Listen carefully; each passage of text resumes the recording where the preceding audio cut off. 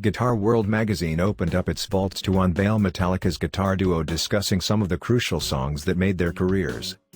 Discussing Fade to Black, the song known as one of somewhat controversial Tallica tunes, as well as the one that marked the beginning of sellout accusation on the fans' behalf, James pointed out that getting stuck like their peers Exodus or Slayer was never the group's plan.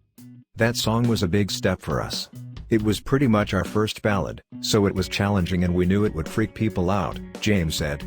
Bands like Exodus and Slayer don't do ballads, but they've stuck themselves in that position, which is something we never wanted to do. Limiting yourself to please your audience is bullshit. Taking a chronological step back, the pair talked about the Four Horsemen, explaining how they basically upgraded Dave Mustaine's The Mechanix track, later released on Megadeth's 1985 debut Killing Is My Business, and Business Is Good. Dave brought that song over from one of his other bands. Back then it was called The Mechanix. After he left Metallica, we kind of fixed the song up. The lyrics he used were pretty silly. The matter of song inspiration also popped up on a few occasions, with Hetfield explaining how the inspiration for Seek and Destroy came from a Diamond Head song Dead Reckoning. I used to work in a sticker factory in LA, and I wrote that riff in my truck outside work. What is your favorite Metallica album and why? Tell us in the comments below. Rumors that Metallica once considered firing Lars Ulrich have been just that, until now. Guitarist Kirk Hammett, in an interview with PYX106, confirms that the group actually talked about letting its co-founding drummer go, though Hammett is quick to caution against making too much about it. You know, that was just an old thing. I think at one point or another, we were pissed off at Lars, around maybe 1985 or something. We were unhappy, and we might have grumbled something to someone. And then that person might have picked up on it and made it something a lot bigger than it actually was. Over time, Metallica apparently worked out whatever issue there had been with Ulrich 30 years ago. To be completely honest, Lars has a lot of drive, and that's a part of the reason why I love the man. His drive and his motivation is just so intense, you know? In a recent interview with UK's Metal Hammer magazine, Metallica's Kirk Hammett pondered the future of the guitar in light of the troubles facing iconic brand Gibson, who filed for Chapter 11 bankruptcy protection earlier this year. As more popular music has been made with computers, international guitar sales began to decline, creating a challenge for larger manufacturers and retailers like Gibson. According to the Washington Post, the other of the two biggest companies, Fender, is also in debt, and a third, PRS Guitars, had to cut staff and expand production of cheaper guitars. Hammett said, "I don't know what the fuck it is, but people seem to be seeing the guitar in a different light and passing them up for fucking samplers and whatnot. Maybe it's a sign of the times. Like all instruments, there's a time when it goes out of fashion." In the early 80s, the guitar wasn't as popular as it became again in the mid-80s, so we'll see what happens as far as enthusiasm is concerned with the actual act of making music with a guitar. It's sad news to me, but I hope Gibson prevail. They have in the past. Metallica's Kirk Hammett described his experience of jamming with Meshuggah as amazingly powerful, but also shared his thoughts on the band, saying that they are so unique. Hammett joined the band on stage as part of his annual horror-themed Fear Festival music and memorabilia event a few years back.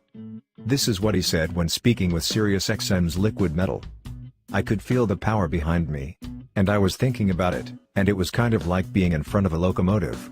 And the only way to, keep in front of that locomotive is to just play my ass off and keep up with it. It was amazingly powerful and an amazing experience. I have to say, I've jammed with a lot of people and I've jammed with a lot of bands, but that was so unique and next level." He went on to note that the experience of playing under Meshuggah's extensive lighting rig was trippy. Their stage show is trippy, because they have lights, a lot of lights, and you can barely see those guys.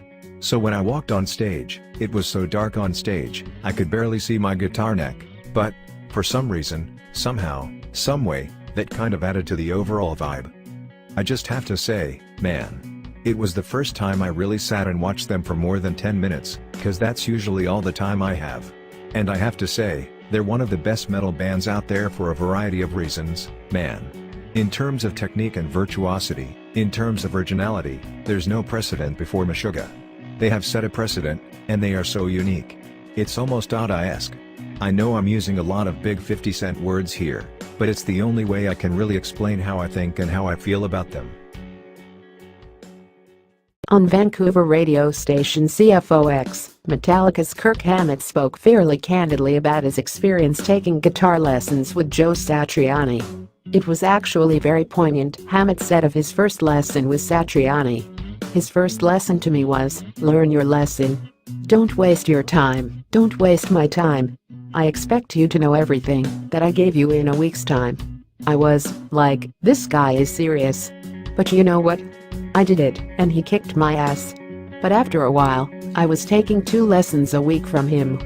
I became so thirsty for what he had to offer me, I was just like, bring it on. It's all making sense.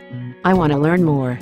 Hammett then discussed Satriani as a player, saying ever since I first met him, he's always played incredibly, with all the sounds and all the bar stuff and tapping and crazy licks that no one's ever played and still probably never plays.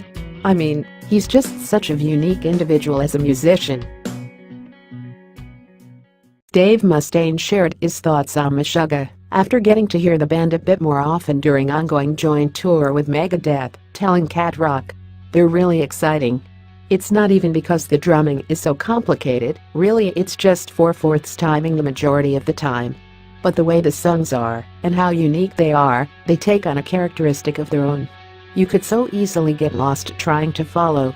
What do they call that? Algebra metal or something like that? All these timings and stuff like that. You know, the stuff I listened to growing up, the new wave of British heavy metal. It was straightforward riffing like AC/DC.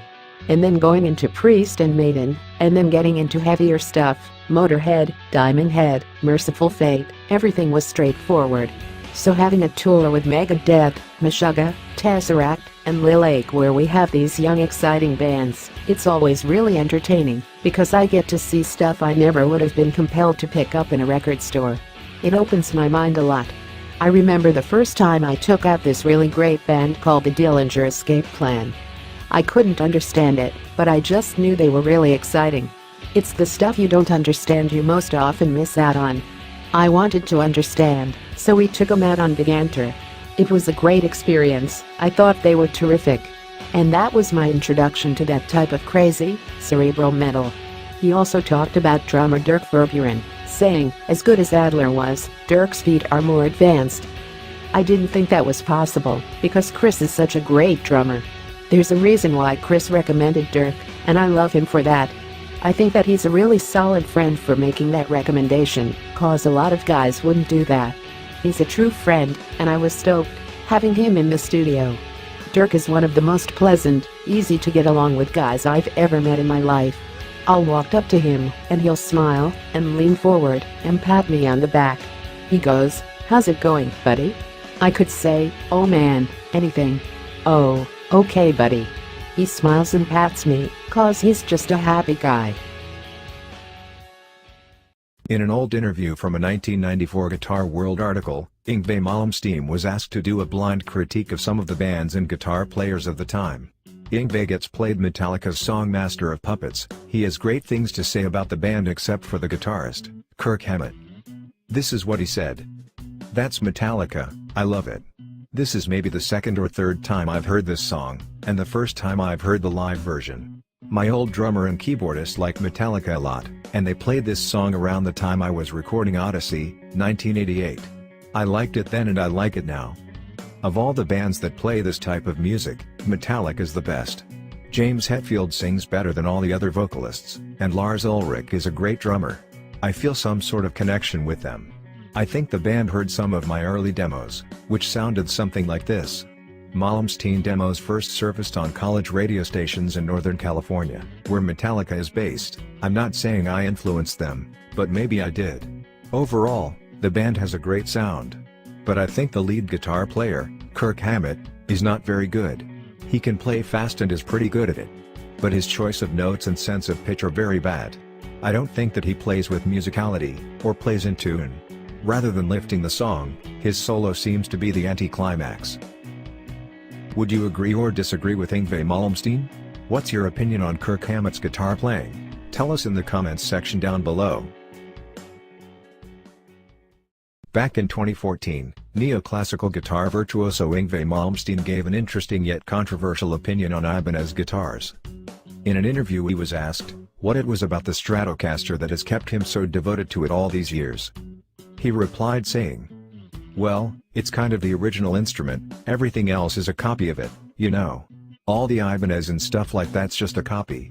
It's like a bad copy, really. It's the same design but it's a bad copy. I'm an original, very purist kinda guy," he added, "that's why I use Marshalls, Ferraris, whatever. I like the original stuff." He also said some interesting things about Gibson guitars. "Yeah, Les Paul's nice being a piece of furniture, it's nice to look at. But it wouldn't survive 5 minutes with me on stage. What do you think about this? Are Ibanez guitars really bad copies of the original Fender Strat? And what do you think he is trying to say about Gibson? Comment your thoughts and opinions down below." Neoclassical guitar master Yngwie Malmsteen goes through his top 5 tips for guitarists. 1. Learn from the best. Just like you, I had heroes as a kid. I got the first Deep Purple album and started figuring out how to do the whole Ritchie Blackmore thing. To be honest, I got pretty damn close. And then I soon realized he already exists, so I really should do something that sounds like me. It's a really good thing to emulate someone in order to learn your trade. I actually think it's very important. But eventually, you might want to go somewhere else with it, and that's up to each and every individual. 2. Knowledge is power. You're going to laugh at this, I only play with my ears. I don't think about technique or scales or anything. I just think about what I sound like.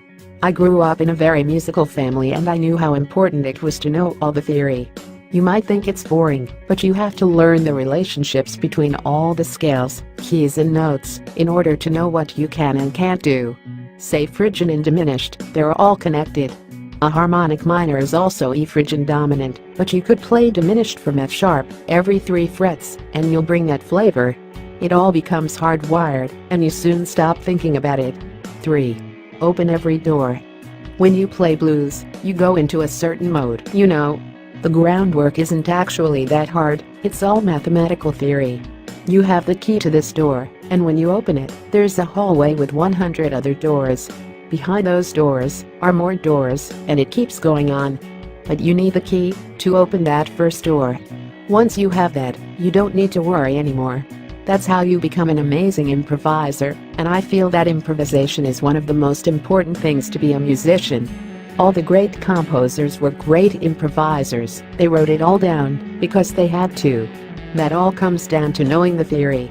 It's how you stay in the right place and never head anywhere you're not supposed to be. 4. Express yourself clearly. When I first came on this scene, way back when, people always used to say 2 things. "Hey man, I can't believe you have no distortion on your guitar." And "I have more gain on my shit than you could imagine," insane levels of it. I just make sure each note is clearly expressed. You do one, and then you move on to the next. Don't let them bleed into each other. The other thing people used to say is, "You pick every note." I don't pick every note. If I did that, with the amount of gain I use, it would sound crazy. But it's not all legato either, there's no real system to it. I could pick every note if I wanted to, and sometimes do, if it's the sound I'm looking for. My solos sound like mini compositions. Some guitar players do repetitive things really fast, and I always felt that there should be a melody behind it, even if it's fast. People also used to say, "Wow, I can't believe how you wrote that solo." And I didn't write that solo, it was never written. Roll the tape, and off I go. It's completely improvised, even on the records. If there's a catchy phrase, sure I will use it, but more often than not, I play something a bit different. 5. Listen to the other instruments. I think since the late 50s, guitar players spend all their time in the bedroom listening to other guitar players. It went from Muddy Waters to Chuck Berry to Hank Marvin to Jimi Hendrix to Pete Townshend to Eddie Van Halen and so on. They were all fucking amazing. I love them, but they all had that in common with the exception of one, Alan Holdsworth, who took his lines from saxophones. I became infatuated with the classical violin that ended up being my inspiration. It's a strange thing to say, because I've been on the road with Steve Vai and all those guys a few times. We've spent a lot of time together, and I've really gotten to know how they think, and they all have that in common, they love other guitar players. I'm not saying that's bad, I'm just saying it's something I see more often than not. You may run the risk of having slightly less identity, but I wouldn't want to knock anyone for that. I understand how it feels. When I was a kid, I wanted to be like Blackmore because he was cool, but it's important for me to feel like I'm doing my own thing.